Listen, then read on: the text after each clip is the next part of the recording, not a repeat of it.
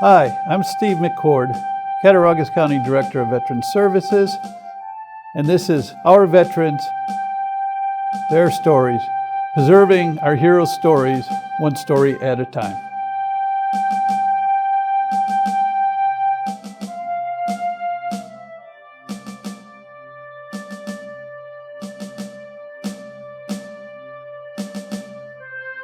I was a pretty good football player, so I thought. I had just got an award for being a kick returner. And I was wondering, all these students are going to college now. What am I going to do? So I really didn't know, and that bothered me for about a month until a recruiter showed up. And he said, hi, here's some options I have for you. And I thought about it, and he was telling us how bad, bad as in good, the Marines were. So I said, well, that's a great idea. So I didn't think twice about it. My family's all military. One side of my family is all involved with the government, the police, and in the military. So it was a no-brainer for me. I always heard about my favorite uncle. He retired from the Air Force, so that was a no-brainer. So I went, signed the papers, and I started training to go to boot camp.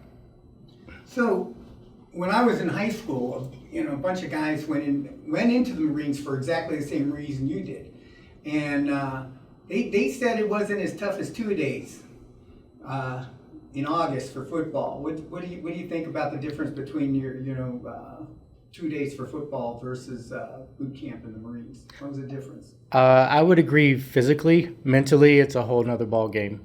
I've seen a lot of people break in the Marine Corps. Like they would give our forming platoon just people just arriving to go to boot camp. A lot of them broke mentally, not physically. So a 2 a day is to drain you physically. So when you're on the field, you can take that punishment. Go, go, go. So when we got to boot camp, I would agree that the 2 a days are much harder because if especially something like football, you do a lot of running, and I had a coach that was an ex-Marine, so I got really lucky. I'm sorry, a former Marine. So he yelled at us. He was very strict, and I think that helped me a lot in boot camp. Tell me about being broke. Being broke, Yeah. Broke down mentally. Yeah. I think just having someone yell in your face like that, call you, the scum of the earth. You're nobody. You're never going to be not. You don't have a mom and dad no more. I'm your mom and dad. To be some of them, were 20, 21 years old. To have an identity and then to come into the Marine Corps and get told that, and it's like I don't have to be here. I don't have to put up with this. And a lot of those guys that broke did that. They're like, I am this person. Who are you telling me that I'm not this person? Who are you yelling at me? Why am I even here to put up with this? For what? And that really helps because it separates from the people you want to be Marines. You don't want somebody like 4 or 5 years down the road on the battlefield, deciding then, why am I here? That's not when you need that to happen. So boot camp did very well, from training the person to break out of that mentality that I'm a civilian to being a Marine. So if you weren't broke, or if you were broke, did they ever bring you back? Yes. Did any of those people ever come back? Well, the ones who really broke, they left the Marine Corps. They left boot camp. They no longer, that's the whole point of forming in the Marine Corps boot camp is to break you apart. And this is a group we want to train up. So there is a process, there's phases in the Marine Corps, first, second, and third phase. And the last phase is to build you up into what they want you to be, that Marine. So first phase is to weed out. Second phase is a lot of training and education. Third is to build you up into that Marine they want you to be. So you were broken, but you were rebuilt into something very beautiful. Where was the next stop after Paris Island? The next stop was Camp Geiger. It's called the School of Infantry. That teaches you more battlefield, hand-to-hand combat, blowing up stuff, shooting up stuff. That's actually where I got stationed after all my training. So at the School of Infantry, it's just a step up. It's not your school where you learn your job, your day job. It's the step where you learn more about the battlefield and how to be In the Marine Corps, every Marine is a rifleman. So you really learn that right there. How no matter what job you do, from a cook to anything, you should be able to be thrust in as a rifleman at any time and succeed. So, you stayed there? Yeah, I can't figure out if they kept me or if I was stationed there because of numbers. But I went through Camp Geiger. I went on to my school to learn administration. And then in boot camp, they give you a dream sheet. You could pick where you want to go. Well, that wasn't my first choice. It wasn't my second choice. To stay in that area was my last choice. So I've been wondering all these years, is that just how they are? Just to mess with you. It's kind of funny. You're going to get stationed somewhere. I don't mind. I just can't figure out if did they like me and they kept me, or they just like mess with me because that was my third choice. The civilian, I guess the counterpart to that is being human resources. So you're doing human resources for the Marine Corps. You're learning typing. You're learning some very basic stuff about the computer, databases, Word. You're learning how to operate in an office, how to conduct personnel, how to interact with the higher ranks, that kind of stuff. When I got stationed at Camp Geiger, so at first I was doing just that, administrative duties. They want you to get hands-on doing just paperwork stuff. I got lucky again, where I say in the aspect of I had a sergeant take me aside, and he started teaching me about computers. I'm learning how to code from the DOS prompt. I'm learning how to do all kinds in a database. And I'm sitting there amazed, like, why is he showing me this? So you're not supposed to learn that kind of computer stuff. You're learning, like my job as administrative clerk was paperwork, human resources. So here this guy took me aside and taught me about computers. That's when I first fell in love with computers. He taught me about computers in a way that it's just not paperwork typing in Word and printing out a document. This is the DOS prompt. This is a database. We're going into the system from the BIOS. This is stuff that I never used except for right then and there, him teaching me.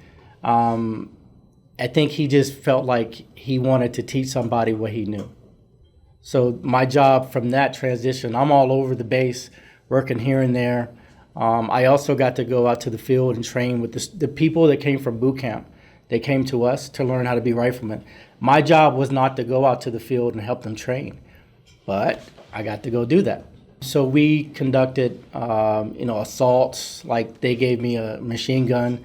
As the platoons was walking or training, I would go in like I was the enemy, doing some yelling at them. I didn't have to do as much of the rope stuff and the obstacle courses because I was already, at that time, a corporal, lance corporal, whatever. But it's basically, I got a lot of hands-on learning every aspect of what that base does. It's the School of Infantry. And my job was human resources, but yet I got to do all the lucky stuff. I wasn't an instructor now. I'm not saying that I was an instructor, but I got to do some of that same stuff. The town around the area is called Jacksonville. It's known for car salesmen, strip joints, and tattoo parlors. That's what you do there. I mean. So Camp Geiger is actually a sub-base of Camp Lejeune. Camp Lejeune is the main base. If you tell somebody Camp Geiger, they really mean Camp Lejeune. So it's just a base that meant this is our training area. So Jacksonville is the main town. If you really wanted to go out and do any partying, we had Seymour Johnson Air Force Base, which was not that far away.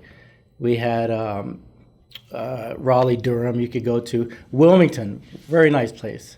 So we had areas we could go to. We went to Myrtle Beach a lot. Funny stories, we heard about if you wanted to go to Myrtle Beach, you had to have a senior Marine book it because people were going there and partying so much, and some of us got banned. But it was just like, they wanted the senior Marines to book the rooms. not the young guys that go, party.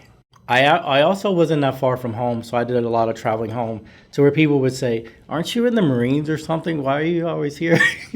Because I would travel, I would drive 7 hours, go home, and then come back before I had to muster or whatever. Did you ever take any classes or anything like that for college credit or? I did not. These Marines on Camp Geiger were so good to me that I felt no need to go to a class because, like I said, I just got computer training. I'm out in the field with the machine gun helping them train these guys. I felt like that was just the most amazing thing. I didn't feel a need to take any college classes. We have little classes we have to take where they send us a book in the mail. You have to complete it, but that's just for promotion. Corresponding course. Yeah, that's just for promotion. It doesn't really matter. Actually, it did matter. I think as when I started to go back to college here recently, I got credit for that. I'm pretty sure some of the credits that I have on my record is because of those little things that I thought wasn't nothing.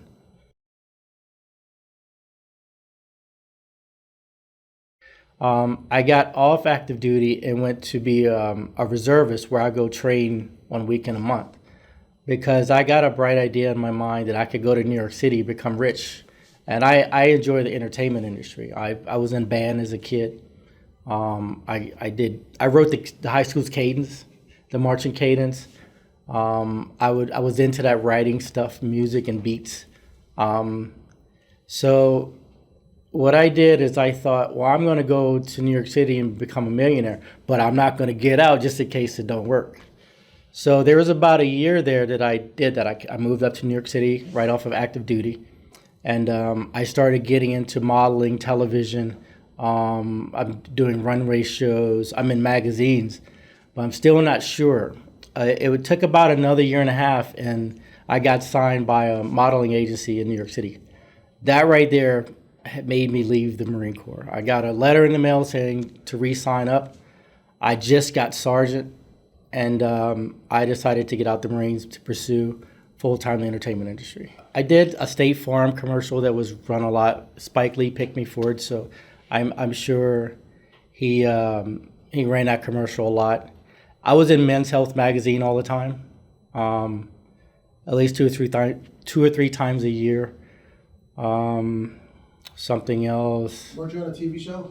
Like a comedies, Late night. Late night show? Yeah, late night with Conan O'Brien. What did you do there?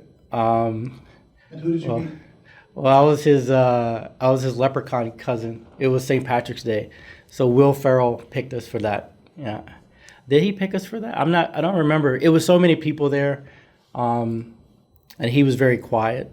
So we got to come there, and we're out here. We come out the door, and we're just doing a little skit, and Will Ferrell's there, and just being the clown, So what got you here?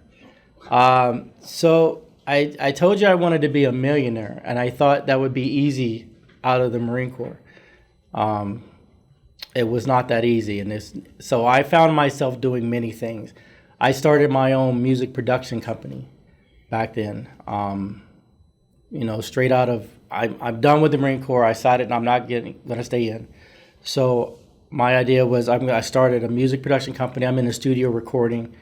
I'm doing modeling. I'm on TV. All these things. But the problem is my hand was in so many things that I couldn't succeed at one. I thought, well, one of these is going to take off. I even was personal training because it was like people was asking me to do it. So I said, okay. So I'm doing 6, 7 things. And I learned later that's not how you do it. You focus on one thing and you sell like that. And that's how you get success. But I didn't know. And I think that was a big problem, is transitioning out of the military into the civilian world. How does that work?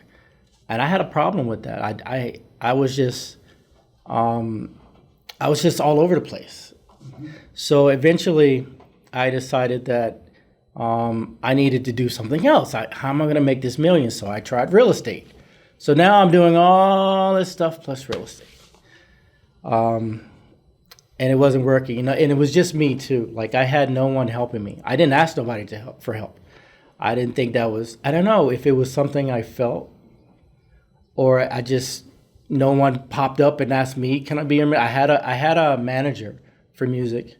I had someone helping in that aspect, but helping me like a life coach as a mentor. I didn't have it. It was all me. And I thought I knew it all. I thought I could do it myself. I thought I had it all down pat, and it just wasn't working out. So fast forward, it started to fizzle. I don't know if, mentally, I started to get a little depressed. I'm not a millionaire. Years was going by. I left the Marine Corps. Why did I leave the Marine Corps? All these thoughts start coming in and messing me up. So fast forward, I decided I have to go back to college and learn how to do this correctly, because that's the only way this is going to work. I have this goal to be a millionaire, and I'm broke. Broke again. It goes back to the Marine Corps. I'm broken now. How I'm going to build myself up. So this is where I decided I'm going to go to a community college and go from there. So I went to community college, and after a year, the lady there brought me to Bonaventure. I met Frank, and this was my plan to get a master's degree and go back and try that music stuff again, because I'm good at it. So I think I'm good at it. But so that was the plan. But the point is that after all that, having my hands in all this stuff, I had no direction. I had nobody helping. I thought I could do it all by myself, and that's not how it works in life. You need help. And it's difficult for military people to transition from that kind of, especially being at a rank of corporal or sergeant. You have a mentality. You can't go into the civilian world think people are going to listen to you. They ain't going to listen to you.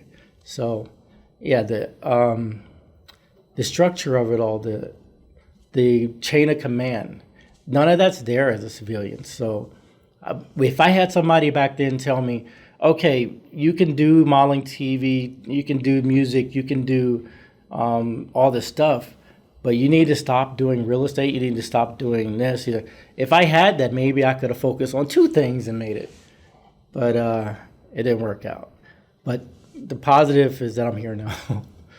That's really, it's so funny, because Larry was just feeling the same way, that, the structure of the military really helped a lot until it was gone. Yeah. And it took him 5 years to find his way back to structure again. And you're saying the same thing. Yeah, it takes a while. I think somebody leaving the military, it's not like instant, you're like, oh, I'm lost. It takes a while before you hit, you're like, what am I doing? I just left the military, and I look like a fool right now. If these people could see me now, it's like a epiphany. It hits you like an epiphany, like you need some structure.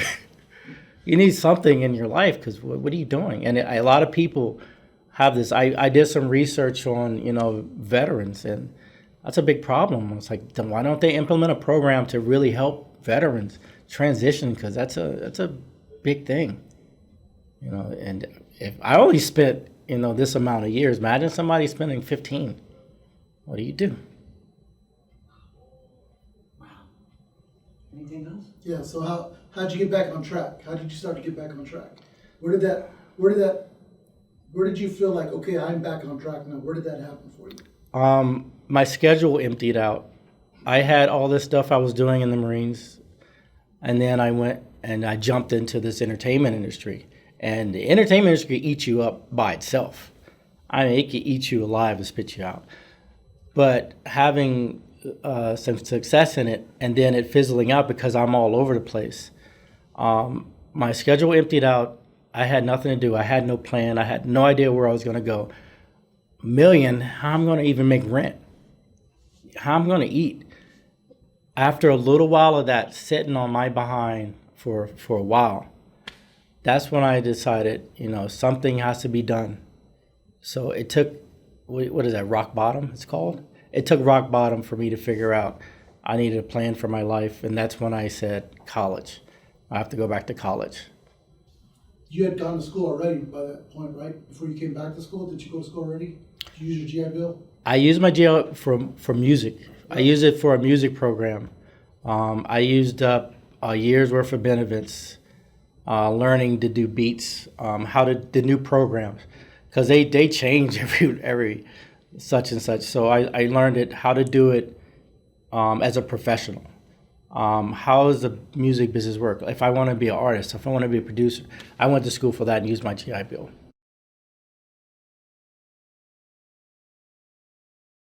So through all of this problems I was having, trying to get on my feet and stay on my feet,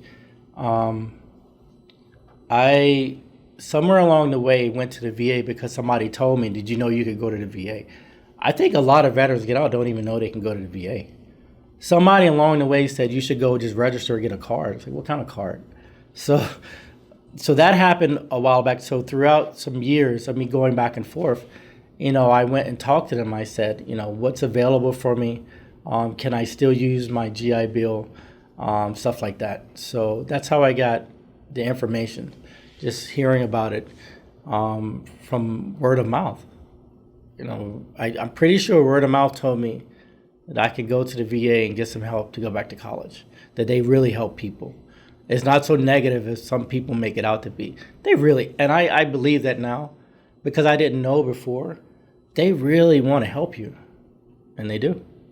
Well, I'm originally from Virginia, and that's kind of country. So we have a part of Virginia that's kind of like this. And then you drive like 15 minutes and you're in a city area. So it's not a culture shock. Living in New York City is a lot of people. It's very fast. But being here, being able to study like this is very serene for me. It's almost like it's a gift from heaven, to be able to have peace. And I can go outside and see deer and groundhog. I like groundhog. They're cute to me. So, not going out. And for me, leaving college and going around the corner and there's the window open and the bar's popping, I don't need that. Because guess what I might do after a tough semester that I just aced it and I did real good? Guess what I'm going to do? Going up in the club. And so for me, I did stay away from that. That's my own military days. And, I like the peace and quiet. And everybody, is nicer here. They don't always want something from you. That's another reason I don't talk to people. In New York City, if somebody's nice to you, they want something from you. Most of the time. That's a stereotype, but it's mostly true. You do need people in your life to help you. Can't do it all yourself. Where do I want to go? I needed a plan. And most brilliant thing that could have came to me was that I needed focus. So I figured out my focus was computers, because that was what I was good at. That's what I was taught back then. And I can do stuff with the DOS prompt that, even people today, they don't learn that anymore. So I knew that was the direction I had to go. Plus I could tie it into producing music because they used programs. It's not analog anymore. Going forward, getting an MBA. MBA is to learn how to run a business. So now I have a plan. I'm not all over the place.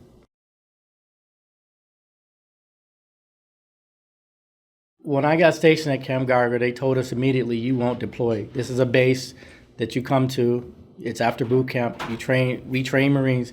You will not be deploying. If you get an itch and you want to, you can go request it.